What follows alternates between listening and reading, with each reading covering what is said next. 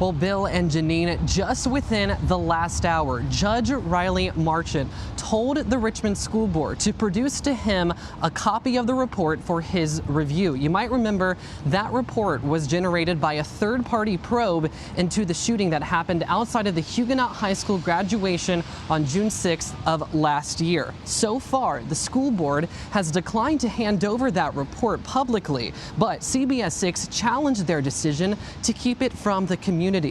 Our station recently joined the Richmond Times-Dispatch in filing a lawsuit to force the Richmond School Board to release to the public the investigative report concerning the tragedy, in which 2 people were killed, including a graduate, and several others were injured. The school board, if you remember, hired the law firm Sands Anderson to probe the shooting, and RPS has argued that attorney-client privilege should keep it from being released to the public.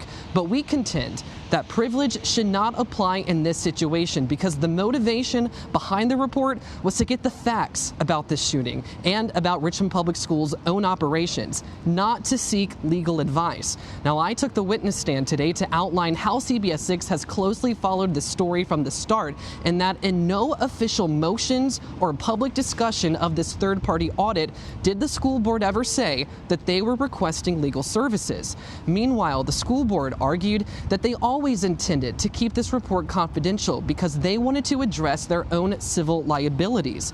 They called Superintendent Jason Cameras and School Board Chair Stephanie Rizzi to the stand, and both admitted that they went into this investigation process assuming that the report was privileged. Now, today we did speak with board members Jonathan Young, Kenya Gibson, and Dr. Shonda Harris Muhammad. She's the one who actually made this motion to begin with to initiate that investigation. We talked to them after the hearing. They were subpoenaed to court here today, but never ended up taking the stand. Take a listen. I didn't expect that the outcome of the audit was going to be rendered through some form of legal advice. That was not the discussion. And my motion and rationale and discussion of the motion, all 3 parts were clear. It should be obvious to everyone that the public has a right to know what happened on June 6th at the Altria Theater. You know, ultimately, it's my understanding that the argument is that the report was legal counsel, and I couldn't disagree with that assertion anymore. I can tell you I supported releasing the audit to the public because our job as board members is to protect students.